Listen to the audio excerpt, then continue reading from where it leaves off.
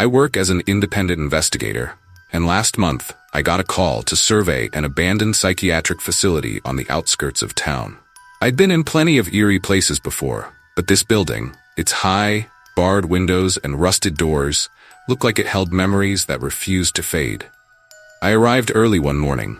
The air was heavy, and every creak of the aging structure echoed through the empty hallways. Dust hung thick, untouched, as if no one had stepped inside in years. I took out my camera, my footsteps crunching softly on the old tile. My job was simple: document the conditions, note any safety concerns. Yet, as I ventured further, a strange feeling settled over me, like I wasn't as alone as I'd thought. In the third hallway, I stopped dead. There, in the dust, were footprints. Fresh, like someone had just walked through minutes before me. I shined my flashlight down to get a closer look. The prints weren't small either. They looked like those of a grown man. They led down the hallway, turning at the end, disappearing into the shadows. I knew no one was supposed to be here. Security had assured me that the building had been locked up for months, but there was no denying these prints. Against my better judgment, I followed them, feeling my pulse quicken with each step.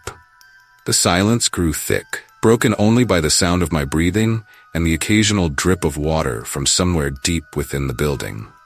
The footprints continued down several corridors, winding through rooms filled with decaying furniture and toppled medical equipment.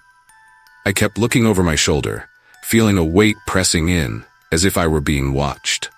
At one point, I thought I saw a flicker of movement in my peripheral vision, but when I turned, there was nothing, just empty, dark space. Finally, the trail led me to a cell at the end of a long hallway. The door was rusted shut, its number barely visible under layers of peeling paint. But the footprints, they stopped right at the door, as if someone had walked directly inside. I stood there, staring, trying to make sense of it. Then I heard it, a faint whisper, barely audible. I pressed my ear against the door, straining to listen. The voice was too soft to understand, but it was unmistakably there, murmuring in slow, deliberate tones.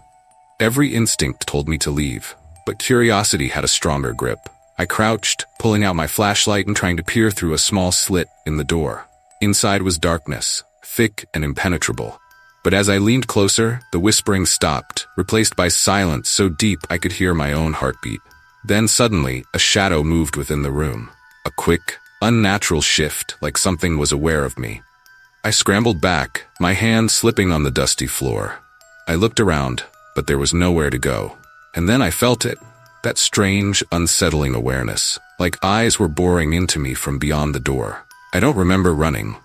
I don't remember grabbing my things or the cold blast of air as I stumbled outside.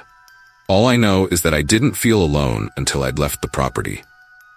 To this day, I can't explain those footprints or the voice on the other side of that door. The memory still lingers, creeping into my mind at night. I wonder if something, or someone, is still waiting in that cell, whispering to anyone who dares get close. I'll never go back to find out.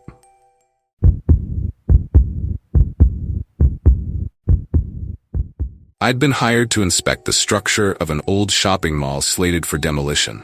It was a relic from the 80s, all dimly lit corridors and dusty storefronts. My job was simple: make sure the place was safe for the demolition crew. But it was already close to midnight when I realized I'd lost track of time, absorbed in checking endless rows of hallways and back rooms. After finishing my notes, I decided to leave. That's when I noticed something strange. The exit signs that had been glowing faintly above the doors were now off, leaving me guessing which way to go. I brushed it off, telling myself the old electrical system must be on its last legs. My flashlight was still working, so I made my way back to what I thought was the main corridor. Only it led me somewhere completely unfamiliar, a section of the mall I hadn't seen before. The walls were lined with outdated neon signs for stores I'd never heard of. Harmony Records, Bright & Co., Harper's Suits, all from a different era, long before my time. Every window was dark, the mannequins standing in their displays with blank, watchful stares. I felt the air grow heavier, stale, and smelled faintly of old perfume. My instinct told me something was off, but I couldn't pinpoint what. I kept walking, trying to ignore the chills crawling up my spine. After another turn, I saw a familiar sign ahead: exit.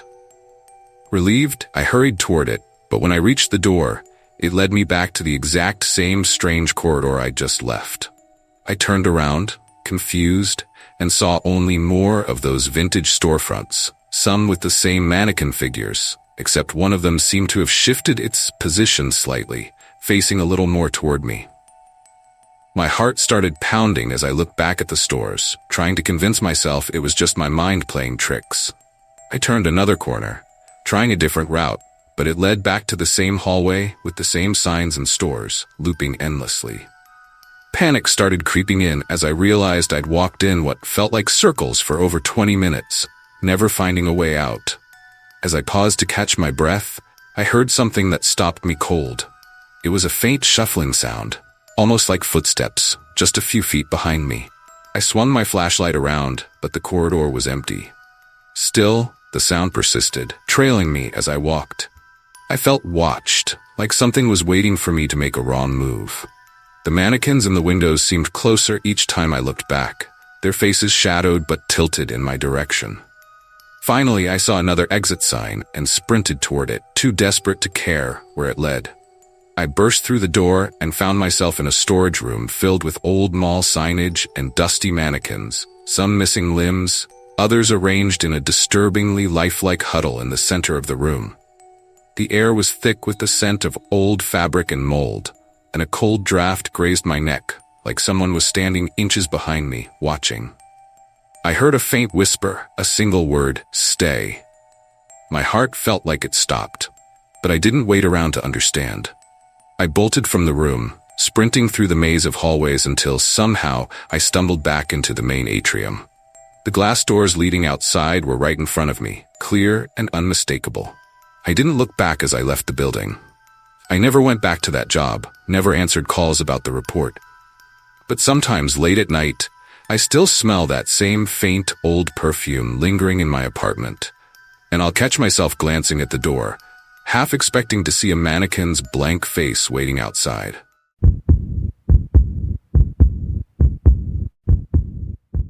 It was almost midnight when I realized I was the last person left in the office. My eyes were glued to the spreadsheet in front of me, but I couldn't shake the nagging sensation that something was off. The silence of the usually bustling office floor felt suffocating, and the harsh, artificial lights overhead seemed dimmer than usual. As I was about to return to work, I heard footsteps from the hallway, slow and deliberate, echoing against the empty walls. I thought maybe I'd missed someone leaving, but a quick look down the hall showed it was completely deserted. I laughed it off, blaming the long hours. But the footsteps returned, this time accompanied by a soft, almost metallic scraping sound. I pushed the thoughts aside, telling myself it was probably the old air conditioning acting up, and went back to my screen. But then, my computer pinged. A new email had arrived. No subject, no sender, just a single attachment named openme.pdf.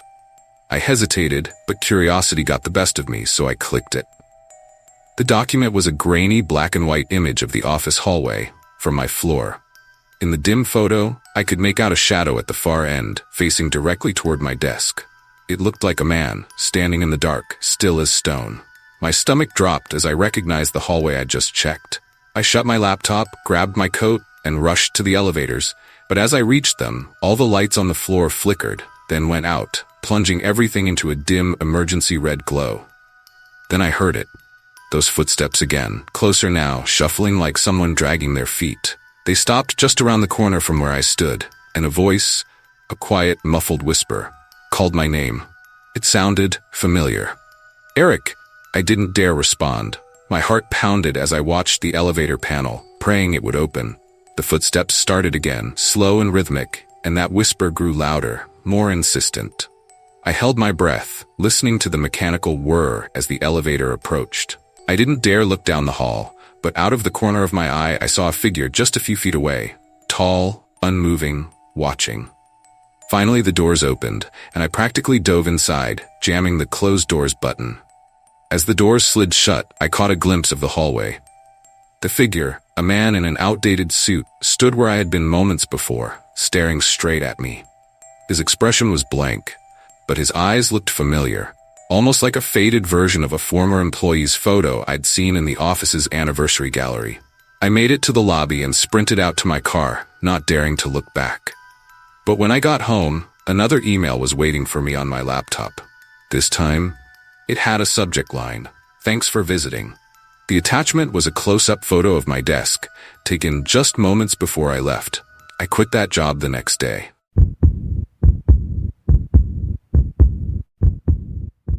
I work as a night security guard for an old office building downtown, one of those ancient, stone-gray structures that's been around since the city's early days. On paper, the job sounded simple. Walk around, keep the peace, report anything unusual. For months, it was quiet, even dull, until I found myself drawn to a strange room at the end of a forgotten hallway on the top floor. The building's upper levels were mostly empty, abandoned years ago due to poor lighting and asbestos concerns. My rounds usually wrapped up before 2 a.m., but one night I lingered, feeling strangely compelled to explore. That's when I found the door. It was a plain, unmarked door at the end of a dark hallway, one I'd somehow never noticed, even though I'd walked the floor countless times. The hallway's dim lighting didn't reach the door's edge, making it look as though the shadows swallowed it. I tried the handle, but it was locked. The thing is, no rooms on this floor should be locked. Everything up here had been cleared out ages ago. I could have walked away, but a chill ran up my spine when I thought I heard faint whispers coming from behind the door. It was subtle, like the murmur of someone pacing and muttering to themselves. Curiosity got the best of me, and I returned to the guard's office, finding an old set of master keys. My supervisor warned that some of the keys were for doors that didn't exist anymore, and I wondered if this was one of them. But I had to know what was inside. I returned, keys in hand, my heart pounding as I selected one that looked ancient, tarnished with age.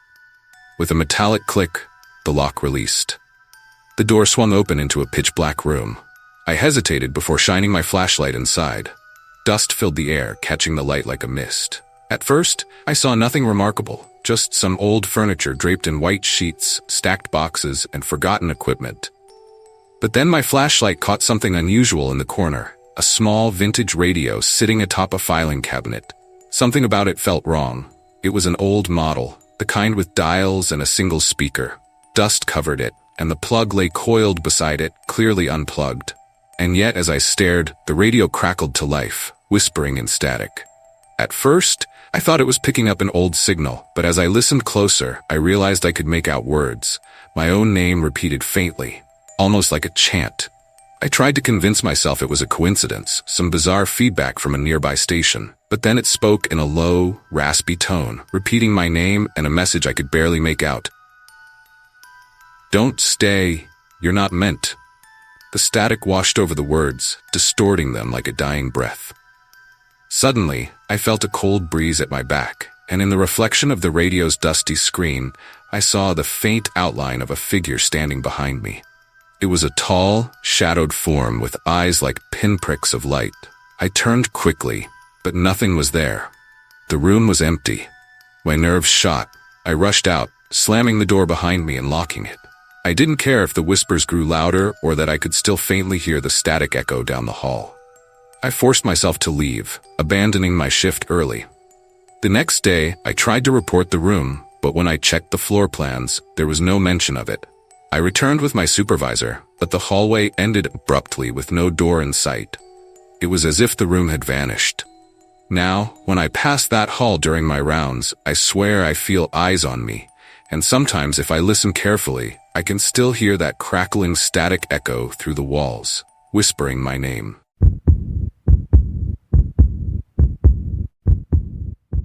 I took a temporary gig working for a real estate company, and my latest assignment was inspecting an old apartment complex scheduled for demolition. It was a crumbling, 4-story building, the type with faded paint, dark hallways, and broken windows covered in grime.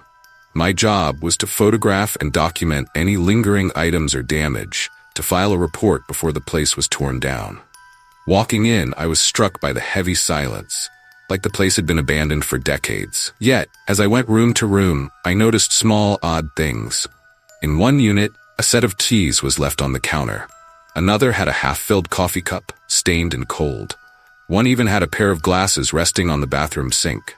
All of this should have been cleared out already. When I asked my manager, he swore no one had been in there for months. The real chills began later that afternoon. As I snapped photos of the final unit on the 3rd floor, I thought I heard something. A faint, dragging sound coming from above me. I froze, listening. The noise was so quiet, it could have been my imagination, but it felt too real. Heart pounding, I decided to brush it off and focus on finishing my report. Back at my desk that evening, I pulled up the photos on my laptop to start the documentation. As I scanned through each image, one after another, I noticed something strange. In a photo of the 2nd floor hallway, there was a faint outline of a figure standing just around the corner. I zoomed in, but the image quality only blurred the figure further. I could barely make out what looked like a shoulder or maybe the side of a head. The image was just unclear enough to leave doubt, but it gnawed at me. The next day, I returned to the building to finish the last few checks. As I entered the 3rd floor hallway, a strange scent hit me. A faint, metallic smell, almost like rust. I couldn't place it, but it felt wrong somehow. Ignoring it, I went up to the 4th floor, where that dragging sound had come from the day before. I pushed open the last door, and there in the center of the room was a bowl of cold soup, as if someone had just set it down and walked out. My skin prickled as I glanced around the empty room. I hadn't seen anyone come in, and the building was supposed to be locked. It felt as though someone was watching me. I snapped a quick photo and made my way out, trying not to look over my shoulder. That night, I examined the new photos. My hands shook as I scanned through them, each image filling me with a deepening dread. In almost every photo, the figure was there, a shadowy outline lurking in different rooms, around different corners. Sometimes it was so faint that I wondered if I was imagining it, but other times the figure seemed closer, clearer, like it was waiting. My final picture, taken in that 4th floor room, made my blood run cold. The shadowy figure wasn't just a blurry outline, it was unmistakably clear, a person, watching from the far corner, half hidden in the shadows but visible enough to show dark, hollow eyes. I never went back to that building. I told my manager I'd completed the report, even though I hadn't. The complex was demolished a month later, and I quit soon after. But I can't shake the feeling that whatever or whoever was lurking there might have followed me.